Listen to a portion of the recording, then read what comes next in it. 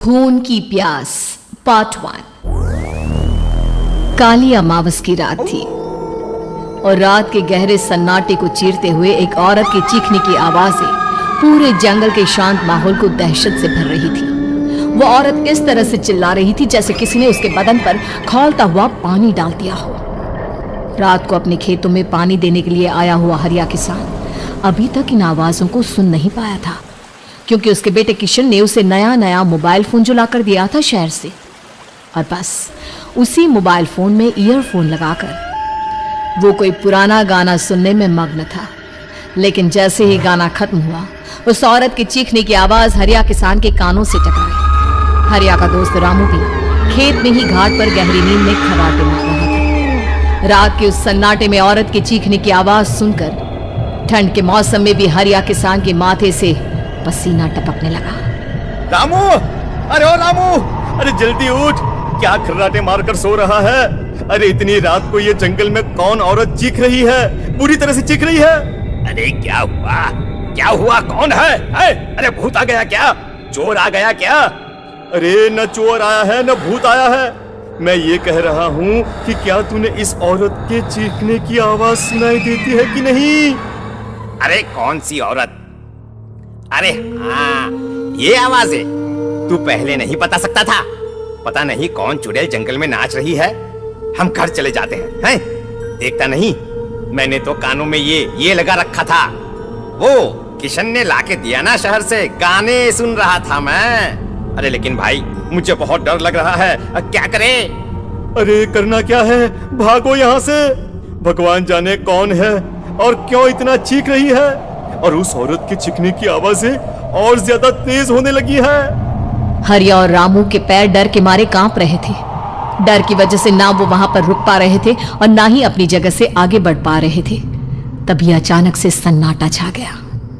सही मौका है, हमें यहाँ से निकल लेना चाहिए भैया। रामू और हरिया अपना गमछा उठाकर दबे पैरों जंगल के रास्ते से गांव की तरफ चलने लगे। गांव की ओर जाने वाला ये एक ही रास्ता था और आवाज भी उसी तरफ से आ रही थी। लेकिन अभी 2 मिनट पहले वो आवाज पूरी तरह बंद हो चुकी थी और जंगल में पहले जैसा सन्नाटा पसर चुका था। तभी अचानक से पेड़ों में किसी के चलने की सरसराहट रामू और हरिया को सुनाई दी। क्या तुमने कोई आवाज सुनी? हाँ यार, ऐसा लग रहा है कोई इस तरफ ही आ रहा है। और तभी अचानक सामने पेड़ से एक साया रामू और हरिया के सामने उल्टा आकर लटक गया। ये देखकर रामू और हरिया की चीख निकल गई। वो दोनों डर के मारे बेहोश हो गए। वो साया जमीन पर आकर खड़ा हुआ। उसने रामू और हरिया के बालों को पकड़कर खींचना शुरू कर दिया। अब तुम गांव वालों में से कोई जिंदा नहीं बचेगा।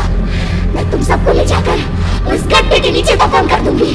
सबकी जान ले लूंगी। मैं किसी को नहीं छोड़ूंगी। अगली सुबह रामू की पत्नी कमला हरिया के घर आई और उसने हरिया की पत्नी सुमन से अपने पति के बारे में पूछा। सुमन, कल रात को ये तुम्हारे ही पति के साथ गए थे खेत पर, अभी तक लौट कर नहीं आए हैं। हाँ बहन, मैं भी वही सोचकर परेशान हूँ। मेरे पति भी अभी तक खेत से लौट कर नहीं आए। भगवान जाने क्या बात है, दोपहर होने आई है। अब तक तो उन दोनों को लौट कर आ जाना चाहिए था। क्या करे, कैसे पता करे कि वो दोनों कहाँ हैं? मेरा बेटा भी शहर गया हुआ है, वरना उसी को भेज देती खेत पर। बहन, मुझे लगता है कि हम दोनों को वहाँ जाकर अपने पतियों को ढूंढना चाहिए। ठीक कहती हो तुम, चलो मैं तुम्हारे साथ चलती हूँ। और वो दोनों जंगल के रास्ते खेत की तरफ आगे बढ़ती हैं। वहां जाकर देखती है कि हरिया और रामू आग जलाकर आग के ऊपर कुछ पकाकर खा रहे थे। आप यहाँ पार्टी बना रहे हैं और वहाँ घर पर हमारी जान सुखी जा रही थी कि कहीं कुछ हो तो नहीं गया? मुझे कुछ नहीं हो सकता। मैं कभी नहीं मर सकता, समझे तो? अरे तबीयत तो ठीक है? ये किस तरह की आवाज में बात कर रहे हैं आप? कुछ हुआ है क्या? कुछ नहीं हुआ। बस जोरों की भूख लग रही थी, इसलिए खाना बनाकर खा रहे थे। अच्छा, इतनी बदबू आ रही है, ऐसा क्या बनाकर खा रहे हैं आप? जरा हमें भी तो बताइए। अरे भाभी, क्यों परेशान हो रही हैं? मांस पकाकर खा रहे हैं। एक जंगली जानवर कल रात को खेत में आ गया था। हम दोनों ने उसे मार दिया और बस उसी का मांस पक रहा है। आप भी खाइए ना, बहुत बहुत ही स्वादिष्ट है। दिमाग खराब हो गया क्या आप दोनों का? होने लगे, और वो भी जंगली जानवर का। चलिए अभी कभी घर चलिए। चलेंगे चलेंगे, लेकिन पहले ये मांस तो खत्म कर ले। कुछ देर बाद रामू और हरिया कमला और सुमन के पीछे पीछे गांव की तरफ चल देते हैं। रामू और हरिया की आंखें पहले जैसी नहीं रही थी, उनमें कुछ बदल गया था। रामू अपनी पत्नी कमला के साथ घर चला जाता है और हरिया अपने घर आ जाता है। देखिए, आपने जो कुछ भी किया मैं उसके लिए आपको माफ कर देती हूँ, लेकिन आज के बाद ये रामू के साथ जाकर मांस पकाकर खाया ना, तो इस घर में घुसने नहीं दूंगी आपको। अरे दिमाग मत खराब करो, मैं वहां खाट पर लेटकर गाने सुन रहा हूँ, मुझे परेशान मत करना आप। इतना तमाशा खड़ा कर दिया, दोपहर तक घर लौटकर नहीं आए और अब गाने सुने। लेकिन हरिया घर के बाहर आंगन में जाकर चुपचाप लेट गया और गाने सुनने लगा।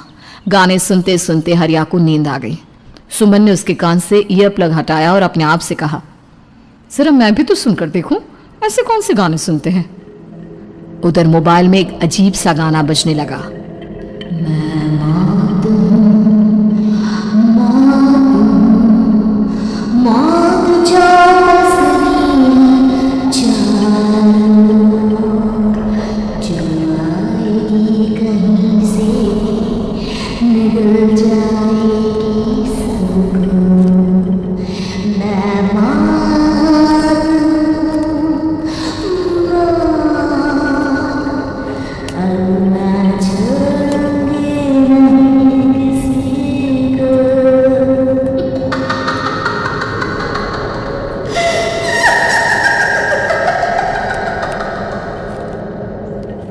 सुमन ने घबराकर मोबाइल फोन दूर रख दिया। वो बुरी तरह से डर गई थी। तभी अचानक हरिया अपनी नींद से जागा और गर्दन टेढ़ी करते हुए सुमन के पास आया। क्या क्या कर रही थी? गाने सुन रही थी? वो ये कैसा गाना सुन रहे थे तुम मोबाइल के अंदर? मौत है, मौत। अरे ये सारी बातें छोड़ो और ये बताओ, आज शाम को तुम मेरे साथ खेत चलोगी? लेकिन क्यों? और तुम इस तरह से क्यों बात कर रहे हो? अपनी गर्दन सीधी रखकर बात करो ना। वो मेरी गर्दन में सोते सोते थोड़ा दर्द हो गया है। मेरे साथ आज खेत चलो ना। तुम्हारे साथ पूरी रात रहना चाहता हूँ। कैसी बात कर रहे हैं दिन दहाड़े? जरा भी शर्म नहीं आती क्या? अरे इसमें शर्माने वाली क्या बात है? तुम पत्नी हो मेरी। पूरी रात खेत पर रहता हूँ। मुझे भी तो तुम्हारे पास आने का हक है कि नहीं? अच्छा ठीक है, चलती हूँ आपके साथ खेत पर, लेकिन फिर उस रामू को मत बुलाना। अरे कैसी बातें कर रही हो? अगर तुम मेरे पास होगी तो मैं किसी को नहीं बुलाऊंगा, सिर्फ तुम और मैं और रात का सन्नाटा। शाम के वक्त हरिया सुमन को अपने साथ खेत पर ले जाता है। आसमान में चांद पूरी तरह से चमक रहा था। हरिया ने अपने खेत में बनी हुई छोटी सी झोंपड़ी के अंदर सुमन को अपने पास बिठा लिया और उसके बालों में हाथ फिराते हुए कहा, कितनी खूबसूरत हो तुम, बहुत सुंदर लग रही हो। एक चांद से भी ज्यादा सुंदर लग रही हो। ऐसी बातें मत करिए ना, मुझे शर्म आती है। अपनी आंखें खोलकर जरा मेरी तरफ तो देखो। अरे देखो तो सही। सुमन ने शर्माते हुए जैसे ही अपनी आंखें खोली, उसके होश उड़ गए। हरिया के बड़े बड़े दांत निकल आए थे और वो पूरी तरह से एक जानवर की तरह नजर आ रहा था। कौन हो तुम मेरे पति नहीं हो। कौन हो तुम? मुझे जाने दो। लेकिन हरिया ने सुमन के हाथ को कसकर पकड़ लिया। उसके नुकीले नाखूनों की वजह से सुमन के हाथ से खून बहने लगा था। बहुत दर्द हो रहा है, मुझे जाने दो। कौन हो तुम? क्या करना चाहते हो? वही जो एक आदमी एक औरत के साथ करना चाहता है, और उसके बाद मैं तुम्हें वहीं ले जाऊंगा जहां पर तुम्हारा पति है। क्या मतलब? क्या कहना चाहते हो? कहाँ है मेरा पति? जंगल के बीचों बीच उबलते हुए पानी के तालाब में, वहीं है तुम्हारा पति।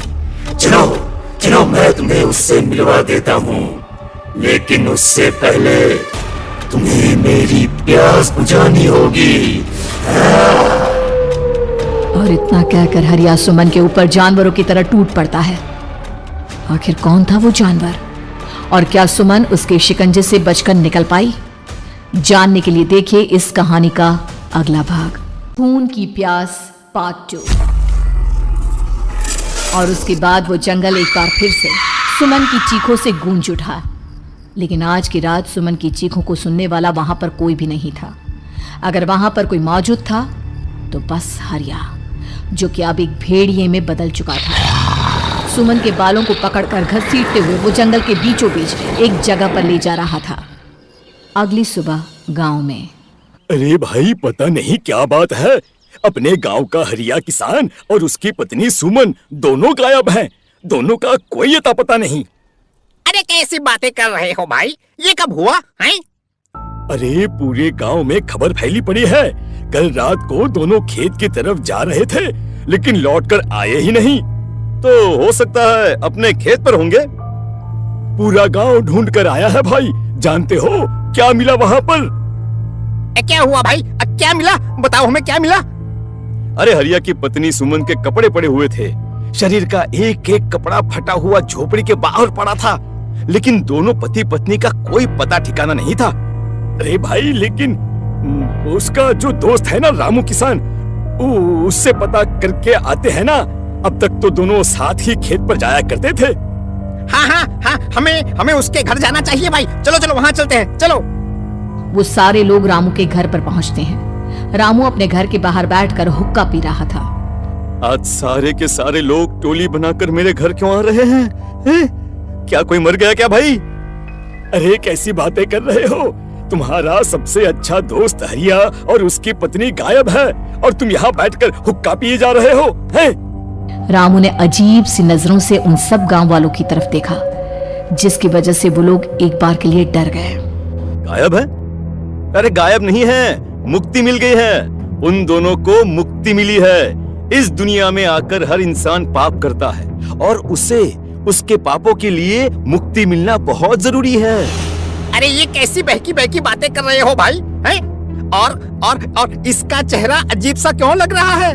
लगता है दोस्त के मरने का गम बैठ गया है। पागल हो गया है शायद ये पागल। ये बात सुनते ही रामू चीख कर जोर से चिल्लाते हुए कहता है, पागल मैं नहीं हूँ, पागल तुम सब हो। और ये शैतानी जंगल अब तुम में से किसी को नहीं छोड़ने वाला, सबको खा जाएगा। याद रखना मेरी बात।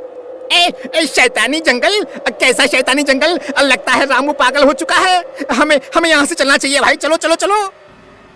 तभी रामू की पत्नी बाहर आती है। नहीं, आप लोग इनकी बात का बुरा मत मानिए। 2 दिन पहले हरिया के साथ खेत पर गए थे। जब से वहाँ से आए हैं तब से ऐसी ही बातें कर रहे हैं। भगवान जाने ऐसा क्या देख लिया उन्होंने, खेत में कुछ भी बड़बड़ाते रहते हैं। लेकिन गांव के लोगों ने कमला की कोई बात नहीं सुनी और वो सब वहां से चले गए। रात अब धीरे धीरे ढलने लगी थी। तभी अचानक किसी ने धीमी सी आवाज में रामू को पुकारा। रामू, आ जाओ, मैं तुम्हारा इंतजार कर रहा हूँ। और सुनो, अपनी पत्नी को साथ लेकर आना, नहीं तो काम अधूरा रह जाएगा। ये आवाज सुनते ही रामू के चेहरे पर शैतानी मुस्कुराहट आ जाती है। वो धीमे कदमों से अपने घर के अंदर आता है। क्या हुआ? तबीयत ठीक है ना अब आपकी? मैं तुझे अपने साथ खेत पर ले जाने आया हूँ, चल। मैं तुम्हारे साथ कहीं नहीं जाने वाली। मुन्ना गहरी नींद में सो रहा है और उसे अकेला छोड़कर मैं तुम्हारे साथ खेत पर नहीं आ सकती। वैसे भी तुम्हारे उन खेतों में भगवान जाने कौन सा राक्षस घूम रहा है, मुझे तो डर लगता है। रामू गुस्से में दांत पीसता अपनी झोपड़ी से बाहर आ जाता है और कमला गहरी नींद में अपने बच्चे के साथ सो जाती है। तभी अचानक रात को रामू की झोपड़ी के ऊपर एक साया वही गाना गुनगुनाते हुए घूमने लगता है जो हरिया के मोबाइल में बजा करता था। मैं मौत हूँ, मौत जाओ सरिया चालो, जो आएगी कहीं से निगल जाएगी सबको। मैं मौत हूँ, अब मैं छोड़ूंगी नहीं किसी को।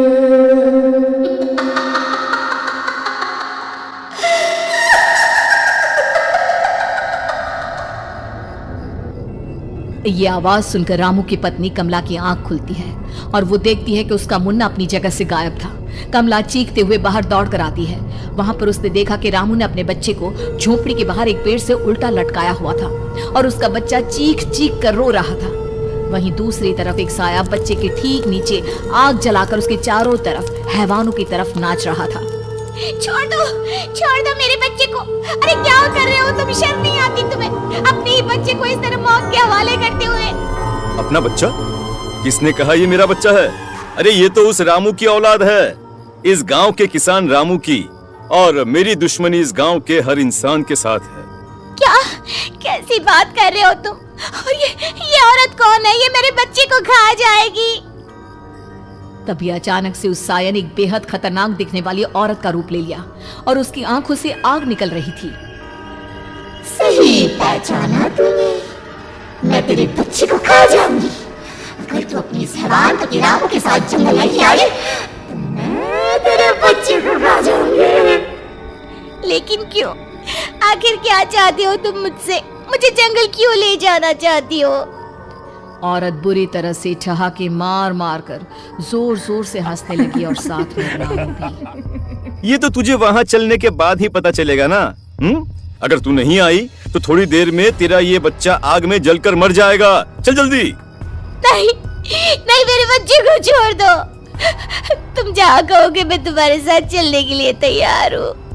और उसके बाद उस बच्चे को झोपड़ी में लिटाकर आगे आगे वो साया चल रहा था और उसके पीछे पीछे रामू अपनी पत्नी के बाल पकड़कर उसे घसीटते हुए जंगल की तरफ ले गया। जंगल में जाने के बाद, कितनी खूबसूरत हो तुम। आज की रात बस तुम और मैं एक दूसरे के साथ रहेंगे। मुझे तुमसे बहुत डर लग रहा है। तुम्हें क्या हो गया है? तुम तो बिल्कुल ठीक थे। वो होगा जो हमारे बीच होना चाहिए। तो आओ आओ, अपने आप को मेरे हवाले कर दो। कमला ने डर की वजह से अपनी दोनों आंखें कसकर बंद कर ली थी। रामू ने बुरी तरह से चीख कर कमला से कहा, आंखें खोलो अपनी और मेरी तरफ देखो। कमला ने जैसे ही अपनी आंखें खोली उसने देखा कि रामू एक खतरनाक खूनी हैवान में बदल चुका था। कौन हो तुम? जाने दो मुझे।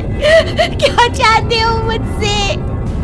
वही जो एक आदमी एक औरत से चाहता है। मैं तुम्हारा पति रामू नहीं, बल्कि इस जंगल का एक भेड़िया हूं। और आज की रात तुम्हारे खून से अपनी प्यास बुझा जाऊं। और उसके बाद वो जंगल कमला की दर्दनाक चीखों से गूंज उठा।